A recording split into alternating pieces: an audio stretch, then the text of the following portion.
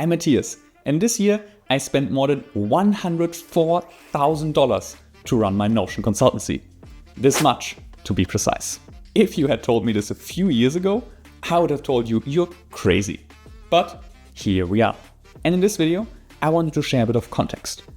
How we got here, why our cost quadrupled compared to the previous year, and my top 5 best and worst expenses of the last year. A bit more rambly and behind the scenes than usual, but I hope you enjoyed. First, a little bit of context. What is it that we actually do? When I posted the cost breakdown on Reddit, one of the first things I always get is, wait, is being a Notion consultant actually a job? Well, yes. I run a Notion consultancy now, which means we work with teams across the world to help them build better systems. And it is less about knowing, the technical ins and outs of Notion and building this super fun workaround. Of course, you need to know Notion inside out. That's a given.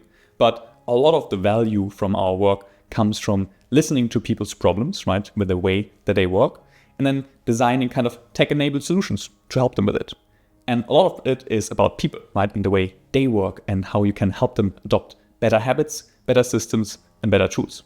Because, this crazy, flashy second brain system with a dozen databases and hundreds of properties is probably never going to work if you roll it out to 50 people, most of whom are not Notion power users. One way to think about our work is that we help companies create escape velocity, right? If you are building a company, then you probably know the situation. As you keep growing, you're adding more people, more tools, and more overhead admin, which means you spend more and more of your day, managing work, doing meta work, than actually moving the needle, right, and pushing your company forward. That's usually where we come in, where we help you, escape this drag of your legacy tools, of inefficient system, and help you, grow to the next level. If you're interested in that, I'll link down below to a few more resources about what a Notion consultant does, right, and what kind of work we typically do for our clients. So much for what we do. Now for part 2. Why did our costs quadruple? In 2024, I did something similar, right? And at the end of the year, I shared my expenses, which at that point were hovering around $26,000. At that point, I thought that was already a ridiculously big number. And now, 12 months later, 4 times that much. How did that happen? A lot of it comes down to my current goal, building Europe's #1 Notion consultancy. For context, right, I was doing this alone for a long time. And at some point, I listened to a podcast with Ali Abdaal and I think Daniel Priestley. And they said something in there that really stuck with me and was along the lines of, if you are a freelancer, then at the end of the day, what you're basically doing is you trade a lot of security for a lot of risk with little to no upside. There's upside, of course, right? It's amazing that you can go out and earn a salary being a Notion consultant. But at the end of the day, it really requires you, right, to work 24/7, right? If you stop working, then so does your income. There's not really anything around, this kind of passive income that you really build up there.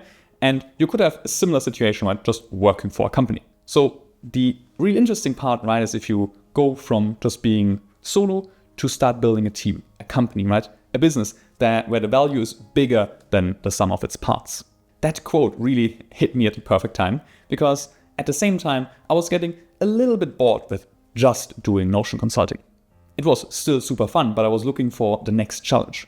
And this idea of, can I go from someone who does Notion consulting to building a company that does Notion consulting seemed like a really intriguing idea. And so at the end of 2024, I decided, yes, let's build a team. Let's bring other people on and see whether I can actually do this, right? The jury is still out on whether I can, but 2025 has been a roller coaster. It's been very exciting and a lot more stressful, right? Trying to take this from a solo person thing into something with, a team. And one of these things means that your costs explode, right? Hiring good, talented people is really expensive. And so this year, right, even with only 2 consultants that joined throughout the year and that are not full-time, right, that are part-time, alone the cost for people, it sits at more than 50,000, right? Whereas last year, before, my total costs was only 25 overall. So that already more than doubled my cost before anything in terms of tools, etc., even come into the picture. The second big thing that really exploded costs were growth experiments. In the beginning of the year, once I, had the first person working with me, I realized, well, now that I have more capacity, that means I need to win more clients. Usually people find me through my content, right? They watch my videos, tutorials, see me on LinkedIn, and at some point they decide, well, we might need some help building out our systems. And that worked quite well, but it's sort of like hard to judge, right? Okay, how many people will want to work with us next month? So I thought, okay, let's maybe see whether we can invest some of our cash flow into growth experiments to see whether we can get a different way to acquire new clients other than through content. And so that's what I tried. There were basically 3 experiments throughout the year. They cost a total of, I think, around 25 to 30K. I'll have a list or a link to the list with the exact cost breakdown down below. But it was another big chunk, right? I basically spent as much on growth experiments as we spent overall totally last year. I'll go into the details of these growth experiments in a bit because, spoiler alert, all 3 of them were kind of in my worst expenses category. But before we get to those, quick disclaimer, right? You by no means need to spend $100,000 or even $25,000 like last year to become a Notion consultant. If that's a path you want to go on, right, I don't want any in this video to be a detriment, right, or looking at it and being like, whoa, I'll never be able to do this. This really is the result of me doing this for more than 5 years, right, 6 or 7 at this point. And slowly over time, right, things have built up. In the beginning, my cost was much, much lower.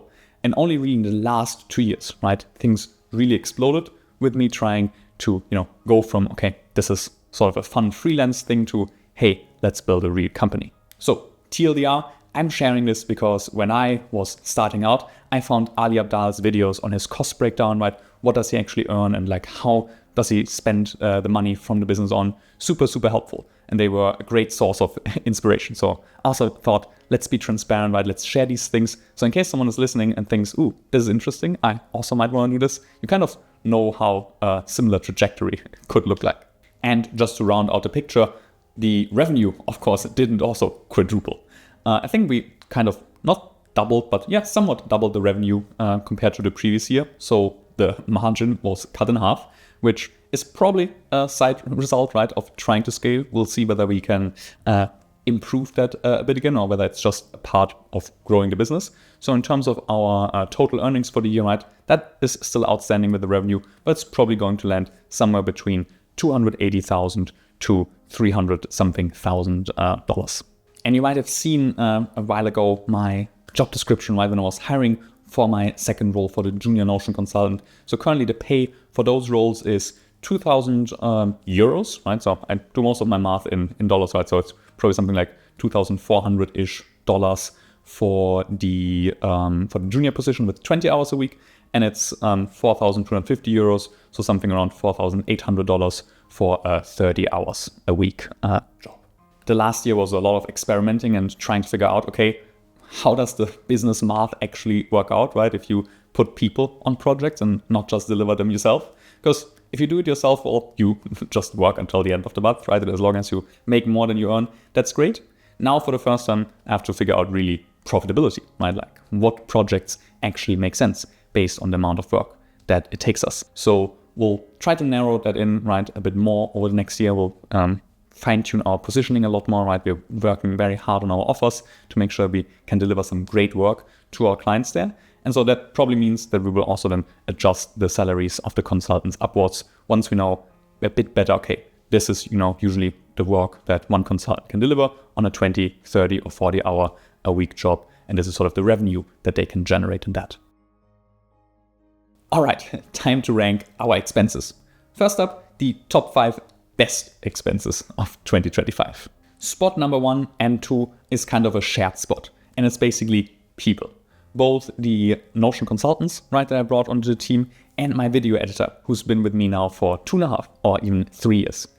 All of them do an amazing job, and it would just not be possible to run the business without it. I've heard a lot before, right, that people usually wish that they would hire sooner. And I can definitely say, yeah, that's also the case, right? Once you bring on more people, it's just an amazing thing. Because all of a sudden, the amount of things that you can do increases dramatically. And it's just really, really cool to work with someone else, right, who shares your passion and has a similar drive and a similar vision. So 10 out of 10 recommend, even if it's very expensive, like in this case, definitely worth it. Expense number 3 is much lower, so probably a lot more realistic, in particular if you're starting out, and that is an AI dictation tool. You can get one for around $100 a year, and I think it's the single best investment that you can make. It increases your productivity dramatically, particularly if you work with AI. Because, as you know, good AI requires good context. And we're lazy, right? You're not going to type these 3 paragraphs of context into the tool every time you send a request. You're much more likely, though, to speak them into the tool. So really, I would say out of all the tools I found this year, these are my absolute favorite ones. I'm currently using Monologue by Every. Link to that in the description. Another great option would be Whisperflow, right? Both do an amazing job. If you don't have one, get one. Expense number 4 is Loom AI. And that's a lot more expensive, but it's also super valuable. In case you don't know Loom, it's basically a tool that allows you to record quick screen shares of your video with yourself or without, to just share context.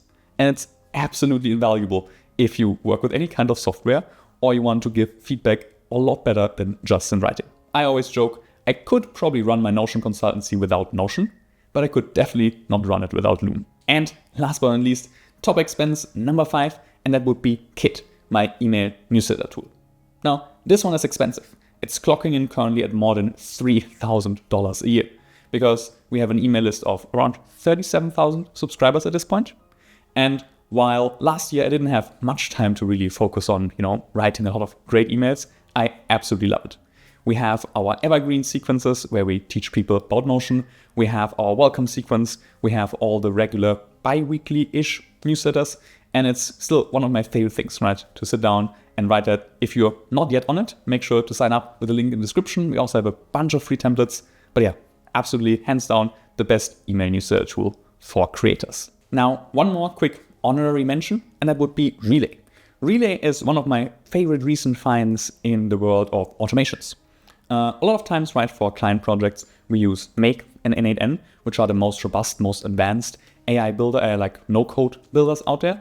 But Relay really takes the spot for the one that's easiest to get started with. So if you haven't really dipped your toes into, building any kind of easy AI agents or AI-empowered automations, then definitely recommend you check that one out. Now, on to my 5 worst expenses of the year.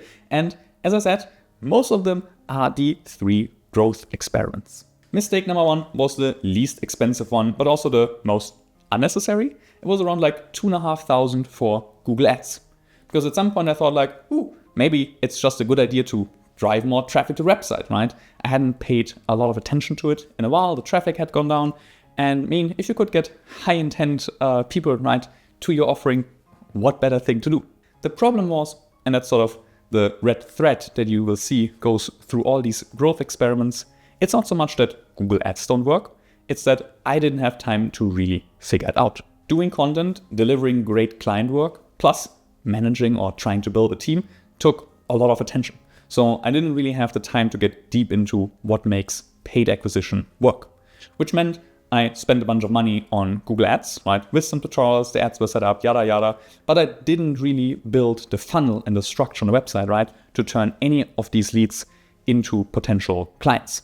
And since we have a fairly high ticket offer, and not just, something $50 an impulse purchase kind of thing, right? That meant people would visit the website, but then drop off because there was just no nurturing them. So my lesson here, right? If you don't have time to really see something through, then don't try to throw money at the problem because it will not go away. The money will just go and your problem is still the same because you didn't spend enough time figuring out how to solve it. Same for experiment number 2.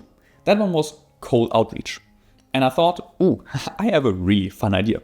Rather than, sending generic cold emails, thousands of them, why not pick a few really cool clients that we would love to work with and then send them something fun in the mail, right? Physical mail. And so I found an agency that actually does that, and they were doing a great job. And we spent around, I think, like 9K, 12K, something like that, on a 3-month project. But again, the problem was that while that generally worked and we got some really cool responses, we got a shout out, for example, from one of the biggest VC funds in Europe on LinkedIn, we really failed to pick up the conversation afterwards. Because again, doing cold outreach sales is very different than doing outreach or like sales when someone, has watched 3 of your videos and knows what value you bring to the table. And trying to pitch Notion, particularly to someone who didn't have a concept yet of what Notion could do for your business, turns out that's really, really hard. And again, I didn't really have time to go deep into that and figure out, okay, how do we do this? So similar to Google Ads, the main problem wasn't so much that the channel doesn't work, but that if I don't put in the work to figure out, how to take it to the next step, it's again, just wasted money. Number 3 on the list is the third growth experiment, and that is a lot of money for a SEO agency. And here, this one is interesting because initially the collaboration was great, but then sort of as the project dragged on, right, in month 3, 4, and 5, it really started to, plummet. And while I would say in terms of the actual deliverables for the SEO agency, it was definitely a bad expense. One thing I definitely learned from this was how important it is that you have good communication in place. I mean, I knew that beforehand, right? We already knew that, being good and proactive with our communication is super crucial in our projects. But this first-hand experience sort of working with an agency that didn't do a good job at this and was really dropping the ball here just reinforced it. So, basically turned around and was to my team, okay, our number one priority needs to be, right, that we have excellent client communication, right? The client should never, ever have to ask, what's the state here? When can I expect this? What are we working on? So now we've put a lot of focus in the last half of the year, right? And just making sure we really nailed it down. So if you ever work with us, I hope you get to experience that firsthand. And we recently just gotten the biggest compliment that I think we could get in this situation, where a client who himself runs an agency said, well, guys, this was masterclass in professionalism. We really enjoyed working with you, and we can, I think, learn a lot from your process for ours. And that is just the coolest thing, and I hope that we will get a lot more of these compliments next year. So definitely a worse expense, but expensive lesson learned. Moving on, cost number 4 is LinkedIn Sales Navigator, and you probably spot the pattern by now, right? Paying a lot of money to maybe find leads and then not having the time to follow through. Same problem here, didn't really have time to ever open it. LinkedIn Premium is great, right? Definitely recommend that, but Sales Navigator definitely going to be cut for next year. And similar with expense number 5, which is sync.com. Used to be our cloud storage tool of choice, right? Got a deal a few years ago, unlimited storage, thought it was great, but to be honest, the everyday user experience just wasn't really there. The UI was quite clunky, it was really slow, it had problems with handling large file sizes, which a lot of longer videos are. So overall, right, that's a cost we're going to cut going into 2026. We're moving back to Google Drive. Sure, not unlimited, but turns out I'm not producing terabytes of YouTube videos like I thought, so totally fine with that. So there you have it, a behind the scenes look at what it means to run a Notion consultancy. If you're curious about the exact line-by-line breakdown of all these expenses, check out the link in the description. Happy to send it your way. Other than that, I hope this was interesting and helpful. Definitely a video that is slightly outside my comfort zone to do. So if you have any comments or feedback, would love to hear them. And if you want to see more of this behind the scene content for 2026, let me know down below. Otherwise, we won't go anywhere, right? We will keep doing a lot more educational content. And I hope to have you along on this part of the journey.